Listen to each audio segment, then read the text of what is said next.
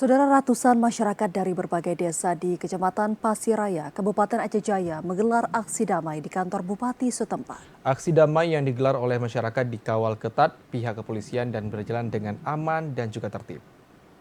Masyarakat dari 6 desa di Kecamatan Pasiraya melakukan aksi damai di kantor Bupati Aceh Jaya terkait penanganan gajah liar di daerah itu. Para masyarakat yang hadir ke kantor pemerintah setempat menuntut adanya keseriusan dari pemerintah terkait gajah liar yang saat ini sudah dianggap hama oleh banyak masyarakat. Aksi damai yang melibatkan ratusan warga dari 6 desa di Kecamatan Pasiraya ini bertujuan untuk menuntut perhatian pemerintah terkait penanganan kawanan gajah liar yang meresahkan masyarakat.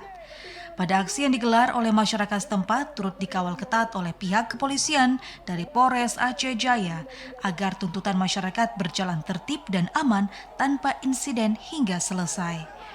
Atas aksi damai tersebut, pihak Polres Aceh Jaya memberikan apresiasi digelar oleh masyarakat Pasiraya di kantor Bupati Aceh Jaya karena selama aksi berlangsung tidak terjadi kekacauan yang dapat merusak aksi damai masyarakat.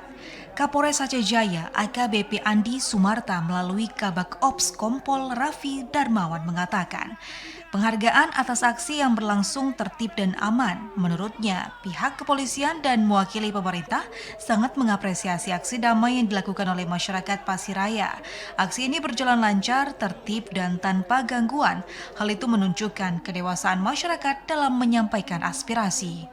Alhamdulillah, kita cukup tertib. Walaupun ada yang itu nggak masalah. Wajar, masyarakat karena kita sudah koordinasi sama Pemlam, mereka hanya menyampaikan aspirasi. Dan sejauh ini tidak ada kendala dan hambatan. Ia juga menambahkan pihak kepolisian mendukung penuh aksi-aksi masyarakat selama dilakukan sesuai dengan aturan yang berlaku dan telah ada pemberitahuan resmi kepada pihak berwenang untuk memberikan aspirasi kepada pihak pemerintah di Aceh Jaya.